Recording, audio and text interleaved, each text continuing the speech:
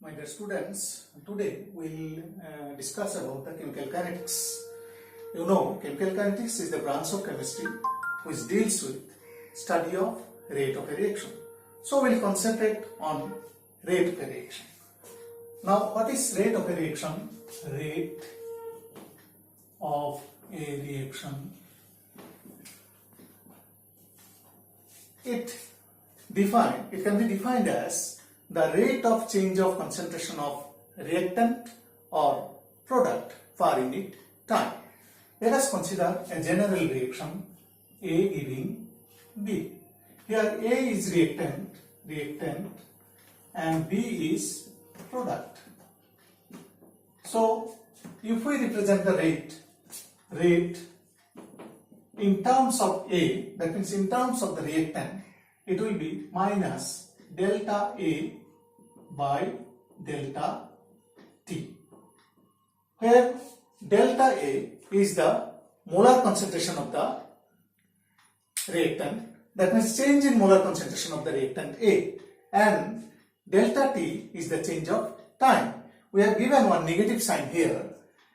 Why we have given negative sign? Because with the passage of time, the concentration of A goes on decreasing. If we want to write in terms of B, then it will be delta B by delta T. Here again delta B represents the change of molar concentration of B and delta T represents the change of time. But here no sign is there, that means positive sign is there. That means with the passage of time, the concentration of B, that is product, increases. This can be represented graphically. Let us represent it graphically. If we represent concentration along this line and time along this line, so initially the concentration of reactant will be higher. So with the passage of time, its concentration goes on decreasing. And initially there will be no product, so concentration of product will be 0 here, and with the passage of time, it gradually increases. So this line represents the reactant, and this line represents the product. So, and this kind of rate expression is actually for the average rate. Why it is average rate? This time difference is large, comparatively large. But if someone asks you to find out what is the rate now, that means instantaneous rate is required then. Instantaneous rate,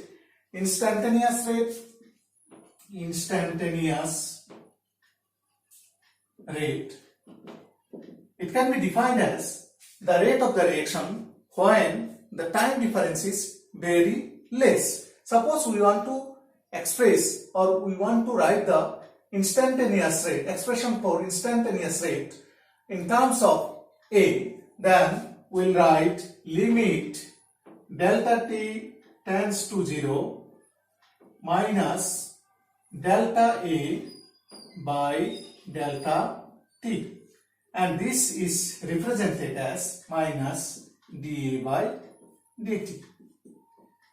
Similarly, if we want to express in terms of product B, it will be limit delta T tends to 0 delta B by delta T,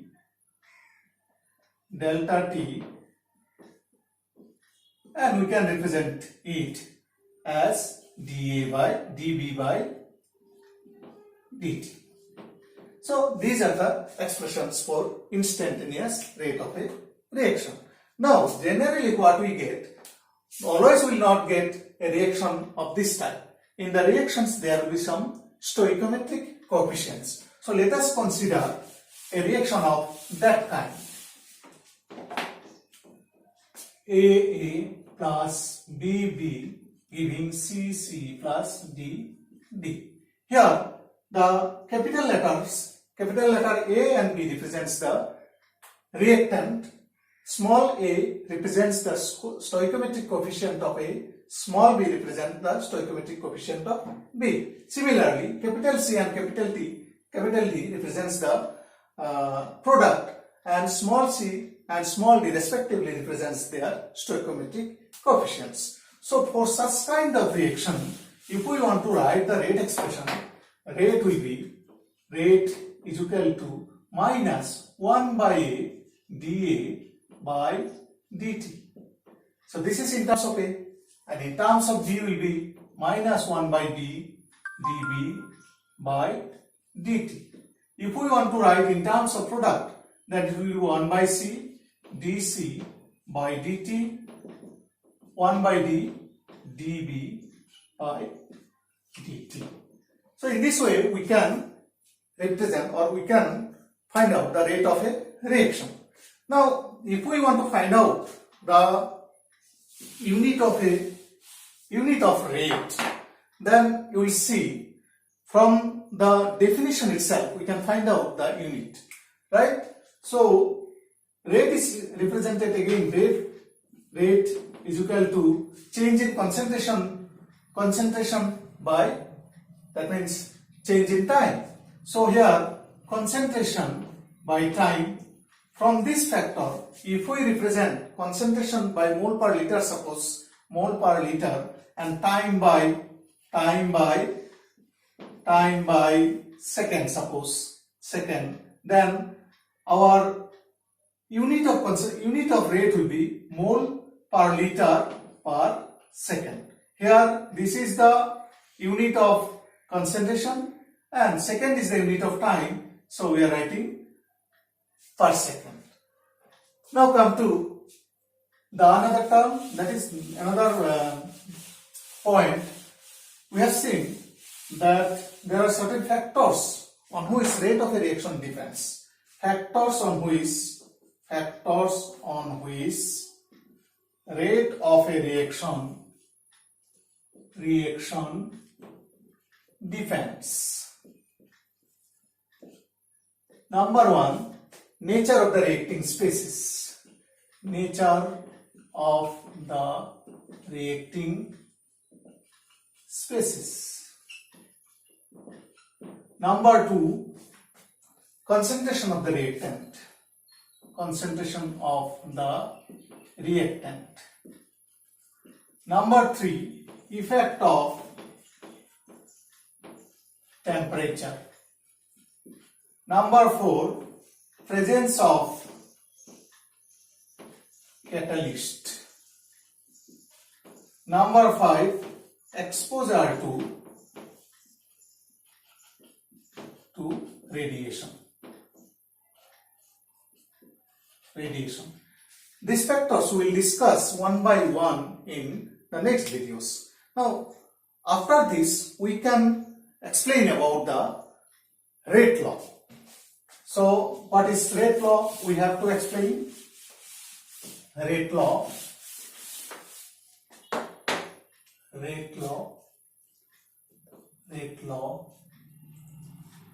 It is the mathematical expression relating the actual rate of a reaction with the molar concentration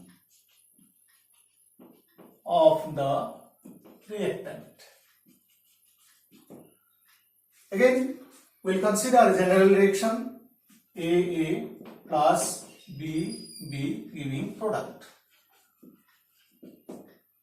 So, according to rate law, rate is proportional to A to the power alpha, B to the power beta. So, here this rate is related with the molar concentration of the reactant, right? Here we have given a power alpha. This alpha may be equal to this small a or may not be. Beta may be equal to this small b or may not be, because these terms are obtained experimentally. Now, if we put equality here, or we can write rate is equal to k a to the power alpha b to the power beta, where k is the rate constant. Now, these two expressions or the rate law. Let us discuss some interesting point. You see, here we have written the rate is equal to k, a to the power alpha, b to the power beta. But earlier we have written rate is equal to, suppose for this reaction, we can write 1 by a dA by dt.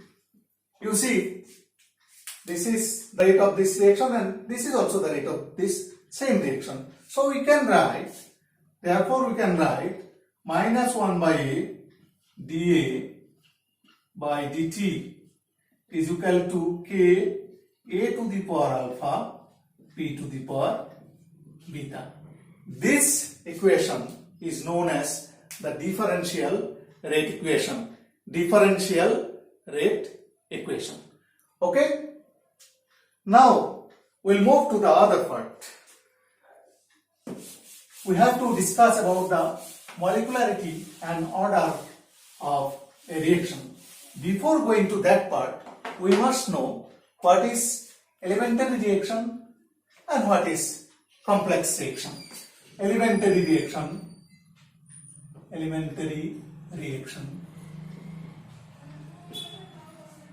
The reaction which takes place in one step or a single step is known as elementary reaction. Example, hydrogen plus iodine giving hydrogen iodide. This is the example of elementary reaction. This reaction takes place in single step. Then complex reaction.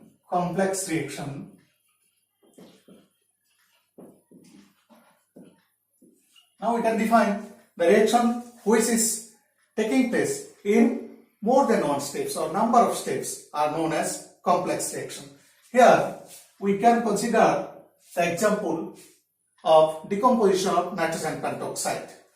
Nitrogen pentoxide decomposes in several steps. Let us write it. Nitrogen pentoxide first decomposes to give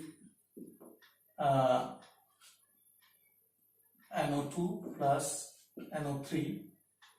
Then again they may combine to give, here it is 5 N2O5. That means reverse reaction is also possible. Then is NO2 plus NO3 can give us NO2 plus NO plus O2. Then this NO plus NO3 can combine to give 2 molecules of NO2. So these are the different steps by which this reaction, decomposition of nitrogen pentoxide, is taking place. Okay, so these things are needed for explaining the molecularity and order of a reaction. Now let us discuss the molecularity and order of a reaction. First we will discuss molecularity.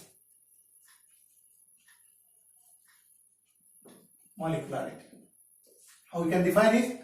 It is the number of molecules colliding simultaneously to bring about a reaction.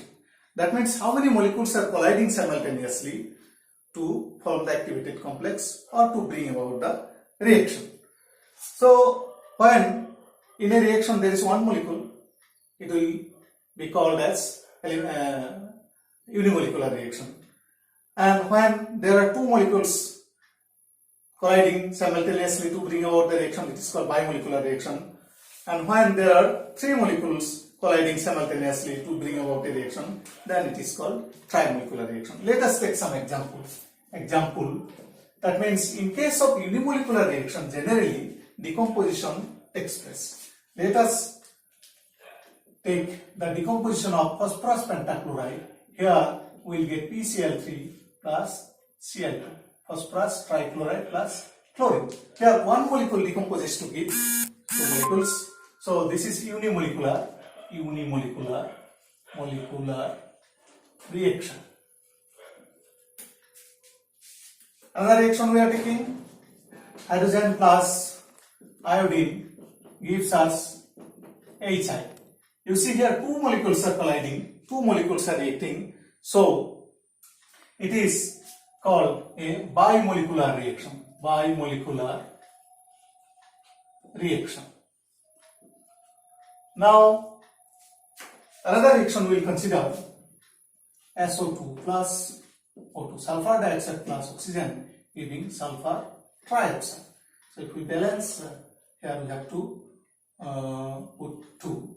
So here 2. So here you see 3 molecules are colliding. So this is an example of trimolecular reaction.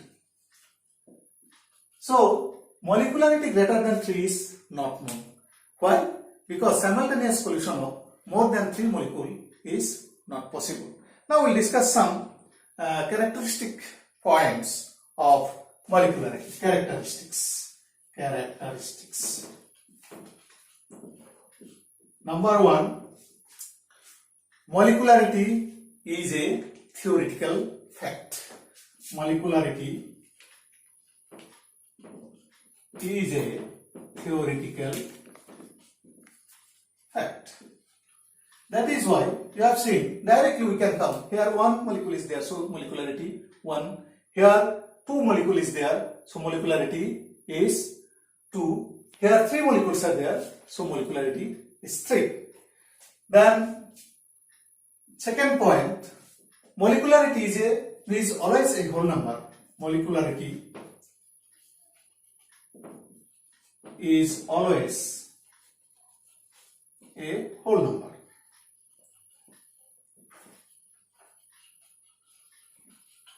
It cannot be 0 or a fraction. It cannot be 0 or a fraction. Then cannot be 0 or fraction. And one more important point, number 3, one more important point, that is molecularity of a complex reaction has no meaning. We can determine the molecularity of single step individually, but overall molecularity we cannot determine. Now we'll discuss about the order of reaction. Order of reaction. A reaction. It is the sum of powers of reactants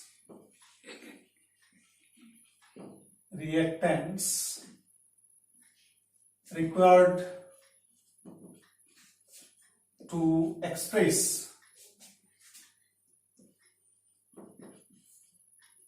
the rate of a reaction.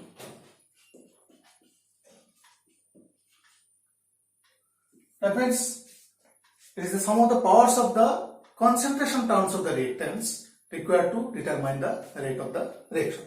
So let us consider one example. Let us consider the reaction AA plus BB giving product. So according to rate law, rate is equal to K A to the power alpha B to the power beta. So here order with respect to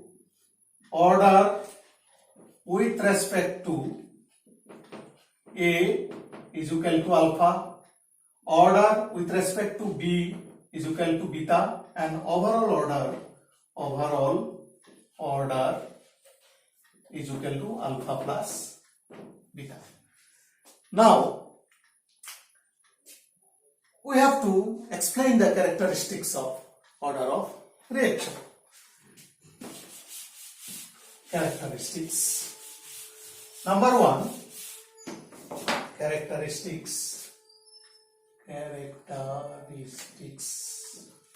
of order of a reaction.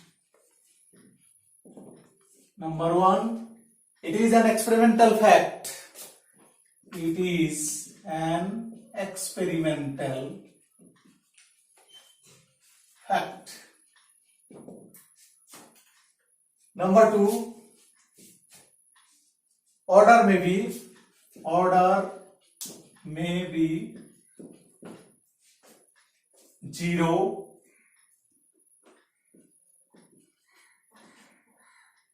a whole number, or a fraction. So here we have seen that we cannot determine the order of a reaction from just the chemical equation, balanced chemical equation.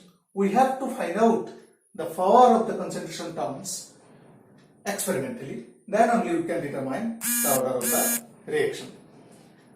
That is why we have said that it is an experimental fact, and we cannot directly put the stoichiometric coefficient as the power of the concentration terms. So today we'll finish here, and we need your comments about this, and in the next videos we will explain the other parts successively. So I definitely require your comments regarding the video, and thanking you, I want to conclude this video. Thanks.